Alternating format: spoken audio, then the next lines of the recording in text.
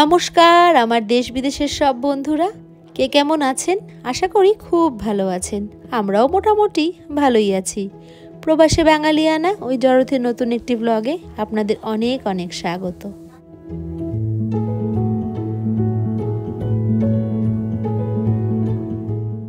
সকাল থেকেই আকাশ জুড়ে মেঘ আর আকাশ ভেঙে বৃষ্টি, আর তার সাথে আমাদেরও মনটা ভীষণ খারাপ। সকাল 5:30টার সময় বাবা হঠাৎ করে ফোন করে বলল আজ ওদের আসা হবে না। ওরা এয়ারপোর্টে এসছে, কিন্তু দিল্লির ওয়েদারের জন্য ফ্লাইট ক্যান্সেল।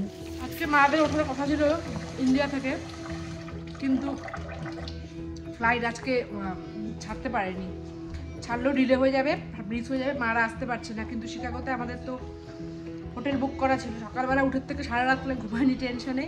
সকালবেলা থেকে উঠে থেকে এত তাড়াহুড়ো করছি, প্রচণ্ড জোরে বৃষ্টি পড়ছে। এখন শিকাগো যাচ্ছে আমরা 10 ঘন্টা ড্রাইভ। অলরেডি 9টা বাজে, 8:30টার সময় 8টার সময় বেরোনোর কথা ছিল। টেনশন হচ্ছে আজকে কোনো মতে 2 পিস ব্রেড খেলাম আমরা। মোহর তো খেতে পারবে না, মোহরকে কর্নফ্লেক্স একদম পেস্ট করে দিলাম। এই এখন আমরা বেরোয় গেলাম, মানে বেরোবো এক্ষুনি। কোনো মতো একটুখানি গুছিয়ে নিয়ে বেরোচ্ছি, রাস্তায় গিয়ে আবার দেখাবো।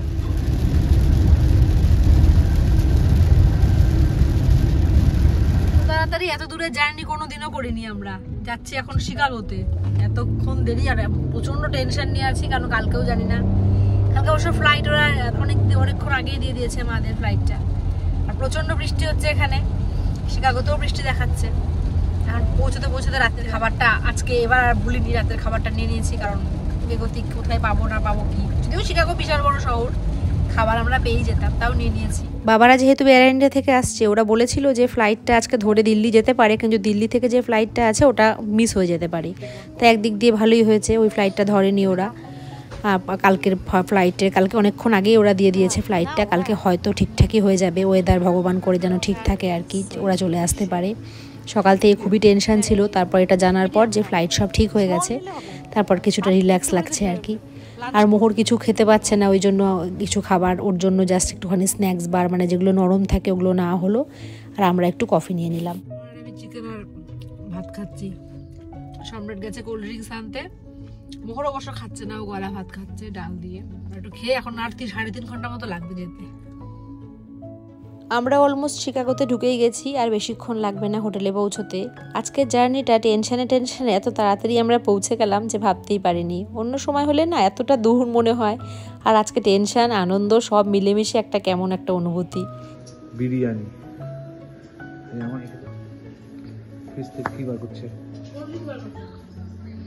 দেখি আমি বের করে ছেড়ে দে।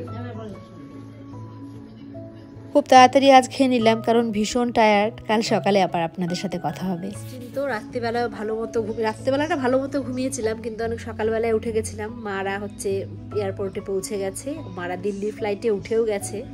ওরা দিল্লি থেকে নামবে, এখন একটু দেরি আছে। আর আমরা এই যে মোহর উঠে গেছে ঘুম থেকে, সম্রাট স্নানে গেছে। আমরা এবার একটুখানি মারা ইউএসের ফ্লাইটটাতে উঠে পড়লে আমরা একটু বেরোবো, আর মানে রিল্যাক্স লাগবে আর কি, রিল্যাক্স হব আর কি। মারা উঠে পড়লে ফ্লাইটটাতে না হওয়া পর্যন্ত এখনও টেনশানে আছি। মানে যার ফ্লাইট খুব ডিলে করছে, কলকাতা থেকে 6:45-এর ফ্লাইটটা ছাড়লো হচ্ছে 8:15টার সময়। এবার রাত্রি 1টার সময় আবার দিল্লি থেকে ফ্লাইট আছে। লেওভার্ডে কোনো অসুবিধা হওয়ার কথা নয়, হুইল চেয়ারও আছে, মাদের কোনো অসুবিধা হয় আশা করা যাচ্ছে হবে না। কিন্তু যতক্ষণ না ফ্লাইটে উঠছে ততক্ষণ তো একটা টেনশন থাকেই। রাত্রিবেলা ঘুমও হচ্ছে না, এই জন্য 2 রাত্রি পর মানে ভালো মতো ঘুম হয়নি। ওরা পৌঁছানোর পরেই আমি একদম শান্তির ঘুমোবো। আর এখানে একটুখানি আমি ভাত বসিয়ে দিয়েছি। কালকে রাত্রিবেলা না অনেকটা বিরিয়ানি খাওয়া হয়ে গেছে। সম্রাট বলেছিল যে চলো বাইরে থেকে খেয়ে বেরোবো। আমি বললাম যে না, একটুখানি আমি সব কিছু রান্না করে নিয়ে এসেছি বাবা মাদের জন্য, শাশুড়ির জন্য। একটুখানি খাবার আছে, ওগুলো ওখান থেকে একটুখানি আর কি হালকা ডাল দিয়ে বা একটুখানি চিকেনের ঝোল দিয়ে একটুখানি ভাত, আমি রাইস কুকারে একটুখানি ভাত করলাম। মোহরের পিৎজা আছে, মোহর জানি না কি খাবে, ও দাঁতটার জন্য সমস্যা হচ্ছে। আর খেয়ে দিয়ে আমরা একটু শিকাগো যাব, আর ওখান থেকে আমরা মাছ কিনবো আবার। মানে আমাদের এখান থেকে শিকাগো ডাউনটাউনটা জাস্ট 25 মিনিট, মানে আমরা একদম এয়ারপোর্টের সাথে লাগানো হোটেলেই আছি। আর মাছ কিনবো, মাছ কিনে নিয়ে তারপর আমরা একটুখানি ওই মিশিগান বিচের ধারে একটুখানি ঘুরবো, লেকটার সামনে দিয়ে একটুখানি ঘুরবো, ঘুরে টুরে দেখি কখন ফেরা আর কি। মানে আজকের দিনটা তো ফ্রি, আমাদের লিস্টে ছিল না আজকের দিনটা। যাই হোক, একটুখানি ঘুরতে সময় পেলাম, একটুখানি শিকাগোটা ঘুরে। শিকাগো বরাবরই ঘুরতে ভালো লাগে আমার, এই নিয়ে 5 বার এলাম, তাও ঠিক একই রকম আর উত্তেজনাটা থাকে আর কি শিকাগো আসা নিয়ে। একটু স্নান টান করে রেডি হয়ে একটুখানি একটা দোকানে বাবার জন্য না জ্যাকেট আনতে ভুলে গেছি, আর এখানে বেশ ঠান্ডা হাওয়া আছে, ওই জন্য হচ্ছে বাবার মায়ের শাশুড়ির সবার জন্য নিয়ে এসেছি, কিন্তু বাবার জ্যাকেটটাই আনতে ভুলে গেছি। বাবার ঠান্ডা লাগবে, তাই জন্য একটা জ্যাকেট কিনে নিতে এসেছি। জ্যাকেট কিনে নিয়ে যাব হচ্ছে শিকাগো ডাউনটাউনে। বাবারা দিল্লি পৌঁছে গেছে, ওখানে ওয়েট করছে।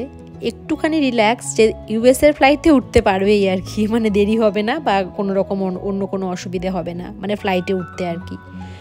এই এখন আমরা চলে এসেছি মিশিগান লেকের পাশে। এই জায়গাটা আমরা গতবার আসিনি, যদিও একটা হালকা জ্যাকেট ছিল, তাও গাড়ি থেকে অতটা বুঝতে পারিনি যে বাইরে এই পরিমাণ হাওয়া দিচ্ছে, আর হাওয়াটা না ভীষণ ঠান্ডা। এই মিশিগান লেকের হাওয়াটা আমার বরাবরই খুব খারাপ লাগে। আগে যখন ওহাইওতে থাকতাম সেম ফিল হতো, হাওয়াটার জন্যই না যত সমস্ত সমস্যা। লেকের পাশে আমরা এখন, ভীষণ ঠান্ডা। এখানে ভেবেছিলাম যে ড্রেস পরে আসা যায়, এখানে জ্যাকেট ছাড়া কিছুই পরা যাবে না আর কি। মানে এই জ্যাকেটটাও এতটাই মোটা, তাও ঠান্ডা লাগছে, মনে হচ্ছে আর একটু মানে মোটা জ্যাকেট পরে আসলে ভালো লাগতো, খুবই ঠান্ডা। তাও যাবো একটু, আগের বার এখানটা মিস হয়ে গেছিল এই জায়গাটা। নেমে দেখছি লোকজন কিন্তু ঠিক বারবিকিউ করছে বসে। এত ঠান্ডাতে মনেই হচ্ছে না ওদের যে এই পরিমাণ ঠান্ডা, আমারই বোধহয় একটু বেশি ঠান্ডা লাগছে।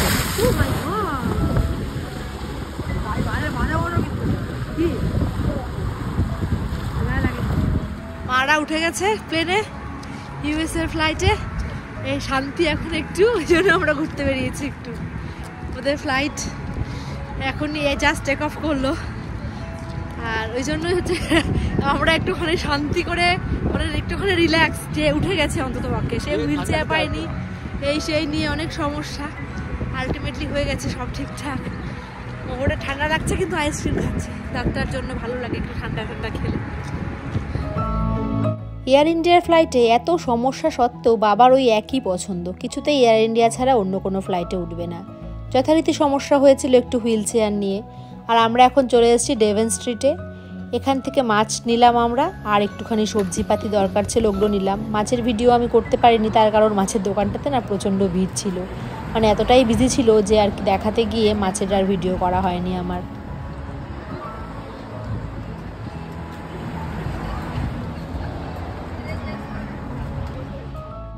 সকালে অনেকক্ষণে খেয়ে বেরিয়েছি, কি খাবো করতে করতে এখানে দেখলাম একটা চায়ের দোকান। এখানকার সিঙ্গারা বেশ ভালো, তাই চলে এলাম আমরা একটু চা সিঙ্গারা খেতে।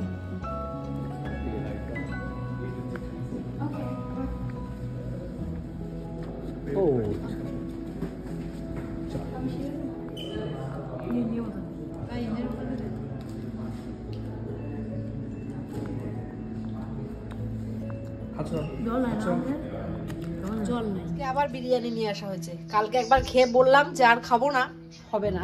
আজকে আবার খেতে ইচ্ছা করছিল বিরিয়ানি, আজকে আবার বিরিয়ানি, আর সঙ্গে রায়তাটা। বিরিয়ানিটা অসম্ভব ভালো ছিল। হোটেলের ফ্রিজটাতেও ভর্তি মাছ, প্রচুর মাছ কেনা হয়েছে আজকে, তখন আর ভিডিও করার সময় ছিল না। এখানেও আছে, না এটাতে আর মাছ নেই, এইটাতেই আছে প্রচুর মাছ কেনা হয়েছে। ছোট মাছ কেনা হয়েছে, কারণ বাবা বড় মাছ খায় না, শুধু ছোট ছোট মাছগুলো কেনা হয়েছে। এই কই, তারপর পুঁটি, তারপর মোরলা, এই সব মাছ কেনা হয়েছে। এগুলো সব ঢুকিয়ে দিলাম ফ্রিজে, কারণ থাকবে না, কালকে সকালবেলা বেরোনো। এখন আমাদের ফ্রিজারটাকে আবার বড় ফিল করতে হবে, তারপর ঢোকাতে হবে। ওই ডেভন স্ট্রিটে একটা পানের দোকান ছিল, সেখান থেকে সম্রাট একটা মিষ্টি পান কিনেছে, আর বলছে রাতেরবেলা খাওয়ার পর মিষ্টি পানটা আরাম করে খাবে। সেই পানই এখন খাচ্ছেও। আর আমি তো মিষ্টি পান খাই না, আমার মিষ্টি পানও আমি খেতে পারি না, কেমন একটা মনে হয় আমার, তাই সম্পূর্ণ পানটা ওই খাচ্ছে, বলছে একটু শান্তি করে পানটা খেতে দাও আমাকে। ওর প্রচন্ড খুশি, কালকে ওর আমার মা বাবা, মানে ও দাদান বুই আর ওর তুতুন, মানে আমার শাশুড়ি আসবে, আর আজকের ভিডিওটা ও শেষ করবে বলছে। কি বলতে হয় বল আজকের ভিডিওটা ভালো লাগলে সাবস্ক্রাইব, লাইক, শেয়ার করবেন। সবাই ভালো করে থাকো, আনন্দে থাকো, শুভরাত্রি।